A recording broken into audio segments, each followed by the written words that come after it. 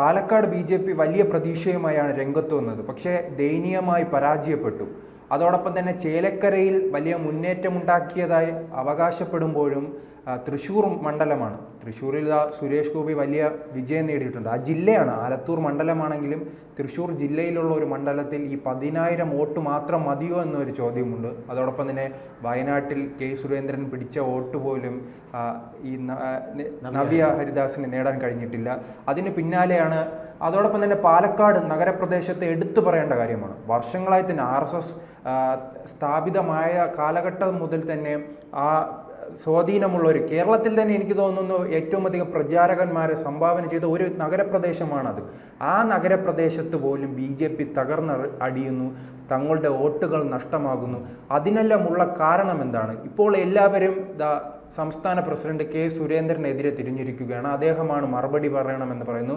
മുൻപുള്ള പ്രസിഡന്റായ വി മുരളീധരൻ ഉൾപ്പെടെയുള്ളവർ പറയുന്നു, എനിക്കൊന്നും അറിയില്ല, നിങ്ങൾ സംസ്ഥാന പ്രസിഡന്റിനോട് ചോദിക്കൂ. അതുതന്നെയാണ് ഇപ്പോൾ കേരളത്തിലെ BJPയുടെ പല മുതിർന്ന നേതാക്കളും ചോദ്യമായി ഉന്നയിക്കുകയാണ്. എന്തുകൊണ്ട് പരാജയപ്പെട്ടു? ഇത് സംഘടനയുടെ വീഴ്ചയല്ലേ? ഇതിന് ഉത്തരം പറയേണ്ടത് കെ സുരേന്ദ്രനല്ലേ എന്നൊരു ചോദ്യം ഉന്നയിക്കുകയാണ്. ഇനി സുരേന്ദ്രന്റെ ഭാവി എന്തായിരിക്കും? സുരേന്ദ്രൻ ഉടനെ രാജിവെക്കുമെന്നാണ് പല RSS പ്രവർത്തകരും RSS നേതാക്കളും വ്യക്തിപരമായി എന്നോട് പറഞ്ഞത്. 6 വർഷമാണ് ഒരു BJP പ്രസിഡന്റിൻ്റെ കാലാവധി അഥവാ ടെന്യൂർ. ഈ 6 വർഷം സാങ്കേതികമായിട്ട്. അപ്പോൾ ഇത് കഴിഞ്ഞാൽ ഇറങ്ങിപ്പോവുക തന്നെ വേണം. അപ്പോൾ അതിനുള്ളിൽ തൻ്റെ പെർഫോമൻസ് കാഴ്ചവെക്കാനുള്ള സമയം ധാരാളമാണ്. അത് കെ സുരേന്ദ്രന് ധാരാളം കിട്ടും.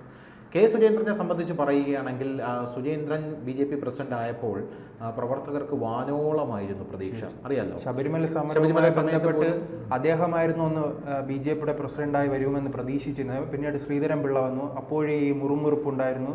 പിന്നീടായിരുന്നു കെ സുരേന്ദ്രൻ BJPയുടെ ശ്രീധരൻ പിള്ള വന്നതിന് ശേഷമാണ് ശബരിമല പ്രക്ഷോഭം വന്നത്. ശബരിമല പ്രക്ഷോഭം ശ്രീധരൻ പിള്ള വന്നതിന് ശേഷം കെ സുരേന്ദ്രൻ അവിടെ നല്ലൊരു BJP പ്രവർത്തകനാണ്. നല്ല കുശാഗ്ര ബുദ്ധിയുണ്ട് കെ സുരേന്ദ്രൻ. അപ്പോൾ ആ BJP പ്രസിഡന്റായിട്ടുള്ള ശ്രീധരൻ പിള്ളയെ ഓവർടേക്ക് ചെയ്ത് ശബരിമല പ്രക്ഷോഭം കയ്യിലെടുക്കാൻ സുരേന്ദ്രനെ കൊണ്ട് സാധിച്ചു. BJP പ്രക്ഷോഭകർ പത്തനംതിട്ട വിട്ട് അകത്തേക്ക്, അതായത് പത്തനംതിട്ട അവിടെ ഒരു പന്തൽ കെട്ടിയിട്ടുണ്ടായിരുന്നു, അവിടെ വിട്ട് മുന്നോട്ട് പോകരുത് എന്ന് പറഞ്ഞ സ്ഥലത്ത് കെ സുരേന്ദ്രൻ വനം വഴി ശബരിമലയിലേക്ക് എത്തുകയും അവിടെ വലിയ രീതിയിലുള്ളൊരു ഒരു കോളിളക്കം സൃഷ്ടിക്കുകയും അങ്ങനെ ശബരിമല പ്രക്ഷോഭത്തെ ഉയർത്തിക്കൊണ്ടുവരാനും കെ സുരേന്ദ്രൻ സത്യമാണ്. സ്ത്രീകൾക്കിടയിലെല്ലാം വലിയ ആരാധന, സ്ത്രീകൾക്കിടയിൽ വലിയ ആരാധന. എന്തിനു പറയുന്നു സ്ത്രീകൾക്കിടയിൽ ആരാധന വരുന്നത്? ഇന്ത്യൻ പ്രധാനമന്ത്രി നരേന്ദ്രമോദി വന്നിട്ട് എന്താണ് പറഞ്ഞത്? ബെഡാ ഫൈറ്റർ, ഹമാര ബെഡാ ഫൈറ്റർ എന്നാണ് കെ സുരേന്ദ്രനെ കുറിച്ച്. അപ്പോൾ പ്രതീക്ഷകൾ വാനോളമായിരുന്നു. കെ സുരേന്ദ്രൻ നമ്മുടെ BJPയുടെ പ്രസിഡന്റായിട്ട് വന്നു കഴിഞ്ഞാൽ വലിയ രീതിയിലുള്ള മാറ്റങ്ങൾ BJPയിൽ ഉണ്ടാകുമെന്ന് പലരും പ്രതീക്ഷിച്ചു. പക്ഷെ വന്നു കഴിഞ്ഞ ശേഷം എന്താണ് കാണുന്നത്? കെ സുരേന്ദ്രൻ പൂർണ്ണമായും മറ്റുള്ള ആൾക്കാരെ, കഴിവുള്ളവരെ കോർണർ ചെയ്യുന്നത് കാണുന്നു. കെ സുരേന്ദ്രൻ്റെ പെട്ടിതാങ്ങികൾക്ക് കെ സുരേന്ദ്രൻ പല സ്ഥാനമാനങ്ങളും കൊടുക്കുന്നത് കാണുന്നു. പല BJP നേതാക്കളും പാർട്ടിക്കുള്ളിൽ ഒളിഞ്ഞും തെളിഞ്ഞും പറയുന്നത് കെ സുരേന്ദ്രൻ്റെ സമുദായത്തിലുള്ള ആൾക്കാർക്കാണ് പലപ്പോഴും പല ഫേവറുകളും ചെയ്യുന്നത് എന്ന് വലിയ രീതിയിലുള്ള ആക്ഷേപമുണ്ട്. സുരേന്ദ്രൻ വിമർശനങ്ങളെ ഉൾക്കൊള്ളുന്നില്ല എന്ന് വലിയ രീതിയിലുള്ള ആക്ഷേപമുണ്ട്. സ്വയം ഓഡിറ്റിങ്ങിന് BJP പ്രസിഡന്റ് തയ്യാറാകുന്നില്ല എന്നും വലിയ വിമർശനങ്ങളുണ്ട്. മുൻപിരുന്ന BJP പ്രസിഡന്റുമാരെയൊക്കെ നോക്കി നോക്കൂ. ശ്രീധരൻ പിള്ള, അദ്ദേഹം വിമർശനങ്ങൾ ഉൾക്കൊള്ളാൻ തയ്യാറാണ്. അദ്ദേഹം നല്ലൊരു ഒറേറ്ററായിരുന്നു. എന്നാൽ കെ സുരേന്ദ്രൻ നല്ലൊരു ഒറേറ്റർ അല്ല. അതിനു മുമ്പിൽ കുമ്മനം രാജശേഖരൻ, അദ്ദേഹത്തിൻ്റെ കാര്യം പിന്നെ പറയണ്ട. അദ്ദേഹം വിമർശനങ്ങൾ ഉൾക്കൊള്ളുക മാത്രമല്ല, ആ വിമർശനങ്ങൾ ഞാൻ ഉൾക്കൊണ്ടു എന്ന് പരസ്യമായി വിളിച്ചു പറയുക കൂടെ ചെയ്യുന്ന ഒരു വ്യക്തിയാണ്. പക്ഷേ കെ സുരേന്ദ്രൻ്റെ കാര്യത്തിൽ കെ സുരേന്ദ്രൻ വലിയ രീതിയിൽ പാർട്ടിയിൽ ഭിന്നിപ്പുണ്ടാക്കി. കെ സുരേന്ദ്രൻ ഭിന്നിപ്പുണ്ടാക്കി. കൃഷ്ണദാസ് പക്ഷവും ശോഭാ സുരേന്ദ്രൻ പക്ഷവും ഇപ്പോൾ ഈ ഭിന്നിപ്പ് മുതലെടുത്തുകൊണ്ട് കെ സുരേന്ദ്രനെ, ഈ പാലക്കാട് തോൽവി മുതലെടുത്തുകൊണ്ട്, ഈ ഉപതെരഞ്ഞെടുപ്പുകൾ മുതലെടുത്തുകൊണ്ട് കെ സുരേന്ദ്രനെ പുറത്താക്കാനുള്ള നീക്കം തുടങ്ങി എന്നാണ് മനസ്സിലാക്കാനായിട്ട് സാധിക്കുന്നത്. കെ സുരേന്ദ്രൻ പുറത്തേക്ക് പോകാനുള്ള കാലം വിദൂരമല്ല എന്നാണ് ഞാൻ പറഞ്ഞതിൻ്റെ അർത്ഥം. മുരളീധരൻ മാത്രമല്ല, പാലക്കാട് തെരഞ്ഞെടുപ്പിനെ കുറിച്ച് ചോദിച്ചപ്പോൾ മുൻ കേന്ദ്ര സഹമന്ത്രിയായിട്ടുള്ള മുരളീധരൻ, ഞാൻ വേണമെങ്കിൽ മഹാരാഷ്ട്ര പറയാം, പക്ഷേ പാലക്കാട് ഞാൻ പറയില്ല എന്നാണ് പറഞ്ഞത്. കെ സുരേന്ദ്രൻ്റെ പ്രതികരണം, കെ സുരേന്ദ്രൻ എങ്ങനെയാണ് പ്രതികരിച്ചത്? കെ സുരേന്ദ്രൻ പാലക്കാട് ജയിക്കുന്നതിന് മുമ്പ് വിശാലാക്ഷി സമേതേ വടക്കുംനാഥൻ എന്നൊക്കെ പോസ്റ്റ് ഇട്ട കെ സുരേന്ദ്രൻ, ആ പോസ്റ്റ് തന്നെ വലിയ വിവാദമായി അറിയാലോ. അതായത് വിശാലാക്ഷി ആരാണെന്ന ചോദ്യത്തിന് കൃഷ്ണകുമാറിൻ്റെ ഭാര്യ മിനിമോളെയാണ് കെ സുരേന്ദ്രൻ ഉദ്ദേശിച്ചത് എന്നുള്ള രീതിയിൽ വലിയ പ്രതിഷേധ മണികൾക്കിടയിൽ ഉണ്ടായിട്ടുണ്ട്. അപ്പോൾ അങ്ങനെ പോസ്റ്റ് ഇട്ട കെ സുരേന്ദ്രൻ പാലക്കാട് ഞങ്ങൾ വിജയിക്കും, പാലക്കാട് നമ്മൾ മലർത്തിയടിക്കും എന്ന് പറഞ്ഞ കെ സുരേന്ദ്രൻ തെരഞ്ഞെടുപ്പ് റിസൾട്ട് വന്നപ്പോൾ ഒന്നും അറിയാത്ത ഭാവത്തിൽ, അതായത് എനിക്കൊന്നും അറിയില്ല, 3 പേരുടെ സിറ്റിംഗ് സീറ്റ്, 3 പേരും ആ സിറ്റിംഗ് സീറ്റ് നിലനിർത്തി, അതിനിപ്പോൾ നിങ്ങൾക്ക് എന്താണ് എന്നുള്ളൊരു ആറ്റിറ്റ്യൂഡ് ഉണ്ടല്ലോ, ഈ ആറ്റിറ്റ്യൂഡാണ് കെ സുരേന്ദ്രൻ്റെ ഏറ്റവും വലിയ പ്രശ്നമെന്ന് പറയുന്നത്. ഇപ്പോൾ മാത്രമല്ല കെ സുരേന്ദ്രൻ ഈ ആറ്റിറ്റ്യൂഡ് കാണിക്കുന്നത്, കെ സുരേന്ദ്രൻ എവിടെയൊക്കെ തൊട്ടിട്ടുണ്ടോ അവിടെ എല്ലാം പിഴച്ച ചരിത്രം മാത്രമേ കെ സുരേന്ദ്രൻ ഉണ്ടായിട്ടുള്ളൂ. ആകപ്പാടെ കെ സുരേന്ദ്രന് ഒരു പൊൻതൂവൽ എന്ന് പറഞ്ഞ് സുരേന്ദ്രൻ പിടിച്ചു വാങ്ങിയത് തൃശ്ശൂർ വിജയം മാത്രമാണ്. അത് സന്ദീപ് വാര്യർ കഴിഞ്ഞ ദിവസം പറഞ്ഞത് തൃശ്ശൂർ വിജയം സുരേഷ് ഗോപിയുടെ വിജയമാണ്. സുരേഷ് ഗോപി അവിടെ പണിയെടുത്തതിൻ്റെ വിജയമാണ്, ഹാർഡ് വർക്ക് ചെയ്തതിൻ്റെ വിജയമാണ്. സുരേഷ് ഗോപി പണിയെടുത്തു, അതെങ്ങനെയാണ് കെ സുരേന്ദ്രൻ്റെ ക്രെഡിറ്റിലോട്ട് വരുന്നത് ആ വിജയം? സുരേന്ദ്രൻ ഒരു ഭജന സംഘമുണ്ട്, ആ ഭജന സംഘം കെ സുരേന്ദ്രൻ ഇപ്പോൾ അഖിൽ മാരാർ ഒരു കാര്യം പറയും, അഖിൽ മാരാർ പറയുന്നത് ഈ DYFI പ്രവർത്തകരെ കുറിച്ചാണ്. പിണറായി വിജയൻ അപ്പി ഇട്ട് കഴിഞ്ഞാൽ ആ അപ്പി എടുത്ത് സ്വർണ്ണക്കടയിൽ കൊണ്ടുപോയി ഇത് സ്വർണ്ണമാണെന്ന് പറഞ്ഞ അവന്മാർ വിൽക്കും. അതുപോലെയാണ് കെ സുരേന്ദ്രൻ്റെ ഭജന സംഘം, ഒരു തർക്കവും വേണ്ട അതിൽ. അവരും അങ്ങനെ തന്നെയാണ് കാണിക്കുന്നത്. കെ സുരേന്ദ്രൻ എന്ത് പറഞ്ഞാലും അതുകൊണ്ട് അവർക്ക് ചിലപ്പോൾ നേട്ടം കാണും, അതെനിക്കറിയില്ല. അവർക്ക് നേട്ടം കാണും, കാരണം കെ സുരേന്ദ്രൻ എന്തെങ്കിലുമൊക്കെ കൊടുക്കുമായിരിക്കും, വല്ല സ്ഥാനമാനങ്ങൾ വല്ലതും കൊടുക്കുമായിരിക്കും, അങ്ങനെ വല്ലതൊക്കെ കെ സുരേന്ദ്രൻ ചെയ്യുമായിരിക്കും. അത് എല്ലാ പാർട്ടിയിലെ കാരണം നമുക്കറിയാമല്ലോ, ഈ രാജഭരണകാലം തൊട്ടേ അതൊക്കെ മാറ്റാനാണ് യഥാർത്ഥത്തിൽ നമ്മൾ ജനാധിപത്യം കൊണ്ടുവന്നത്. പക്ഷേ ഇപ്പോഴും അങ്ങോട്ടേക്ക് തിരിച്ചു പോകാനാണ് ഇവിടെയുള്ള നേതാക്കന്മാർ ശ്രമിച്ചുകൊണ്ടിരിക്കുന്നത്. അതായത് ഈ രാജഭരണകാലം തൊട്ടേ ഉണ്ടല്ലോ, ഈ രാജാക്കന്മാരെ പുകഴ്ത്തുന്ന ആൾക്കാരെ രാജാക്കന്മാർക്ക് വലിയ ഇഷ്ടമാണ്, അറിയാമല്ലോ. രാജാക്കന്മാരെ പുകഴ്ത്തുന്ന ആൾക്കാർ വിദൂഷകന്മാരെന്നാണ് പറയുന്നത്.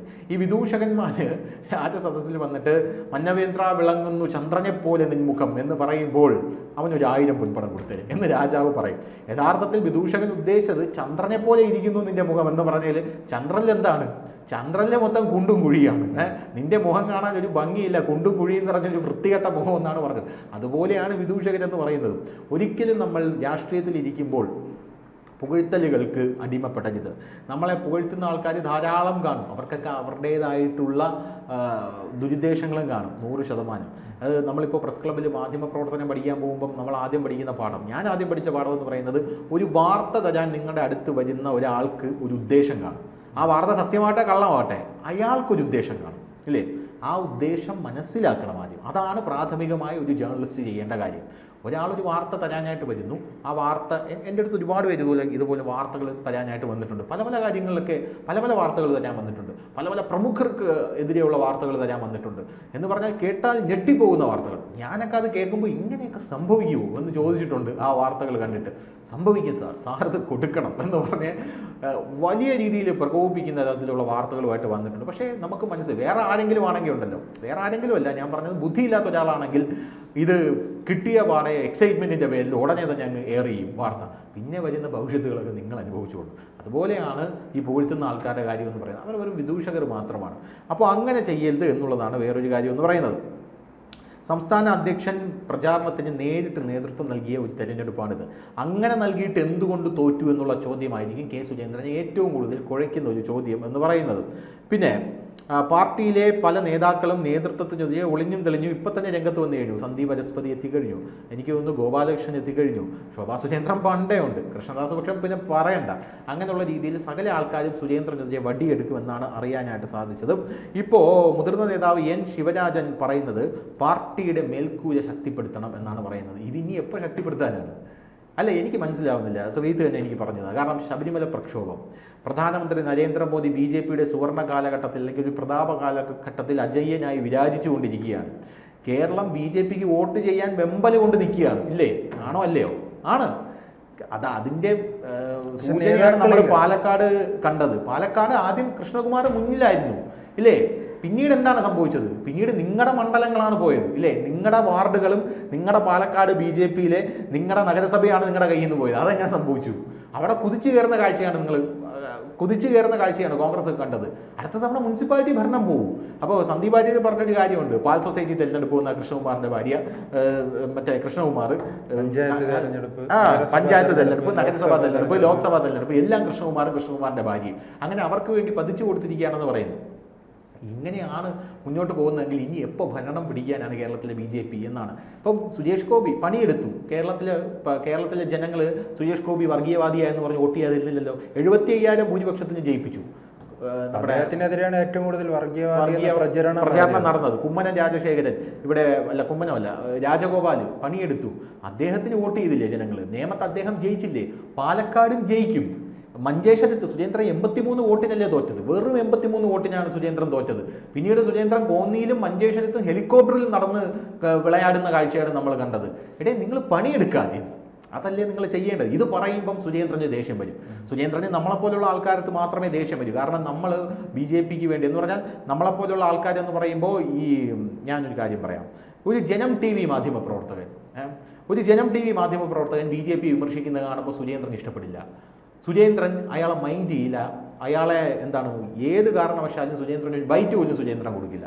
അതേസമയം സുരേന്ദ്രൻ ബൈറ്റ് കൊടുക്കുന്ന ആർക്കൊക്കെ ഞാൻ നേരത്തെ പറഞ്ഞതുപോലെ ഹർഷൻ പൂപ്പാറക്കാരൻ BJP അച്ഛൻ പുച്ഛൻ തെറി പറയുന്നത് സുരേന്ദ്രൻ്റെ അച്ഛനും അച്ഛൻ്റെ അച്ഛനും മുത്തിക്കും തെറി പറഞ്ഞുകൊണ്ടിരിക്കുന്ന ആൾക്കാരാണ്. വണ്ടിയിൽ കയറി അങ്ങ് അർമാദിക്കുന്നു. മറ്റേ താറിലോ എന്തോ വണ്ടിയിലാണ് ഇവൻ്റെ കൂടെ മറ്റേ ചാനൽ ചർച്ചയിൽ പോകുന്നത്. അതേസമയം അപ്പുറത്തുള്ള ആൾക്കാർ ശ്രദ്ധിച്ചു. ഈ ഹർഷൻ പൂപ്പാറക്കാരൻ എന്നൊക്കെ പറയുന്ന വ്യക്തി ഉണ്ടല്ലോ, ഇയാൾ എനിക്കറിയാവുന്നുള്ളൊരു ചെക്കനുണ്ട്. അവൻ മീഡിയ 1 ചാനലിൽ വന്ന് ഒരു അഭിമുഖമല്ല ഒരു ഇൻ്റർവ്യൂവിൽ പങ്കെടുത്തപ്പോൾ ഈ ഹർഷൻ പൂപ്പാറക്കാരൻ ഫേസ്ബുക്കിൽ പോസ്റ്റ് ഇട്ടതാണ്. ഇനി മേലാൽ കാരണം ഇവർക്ക് ഇനി ഒരു ശ്രീജിത്ത് പണിക്കരെ വളർത്തിക്കൊണ്ടുവരാൻ താല്പര്യമില്ല. ഇവർക്ക് ഇനി ഒരു സന്ദീപ് വാര്യരെ വളർത്തിക്കൊണ്ട്, കാരണം സോഷ്യൽ മീഡിയയിൽ ആൾക്കാർക്ക് ഓപ്പർച്യൂണിറ്റി കിട്ടിയാൽ ഇനി ഇവർക്ക് തലവേദനയെ അതിന് വരെ ജാഗ്രത പുലർത്തുന്ന ആൾക്കാരാണ് എന്ന് പറഞ്ഞാൽ ഇപ്പുറത്തുള്ള ആൾക്കാരെ മൈൻഡ് ചെയ്യുക പോലും. അപ്പോഴാണ് അപ്പുറത്ത് പോയിട്ട് അവനെ വളർത്താനായിട്ട് കെ സുരേന്ദ്രൻ ശ്രമിക്കുന്നത്. അപ്പോൾ ഇങ്ങനെയൊന്നും ചെയ്യരുത്. ഇങ്ങനെയൊക്കെ ചെയ്യുന്നത് ഒരു പാഴായിട്ടുള്ളൊരു പ്രശ്നത്തിന് മാത്രമേ സാധിക്കുകയുള്ളൂ.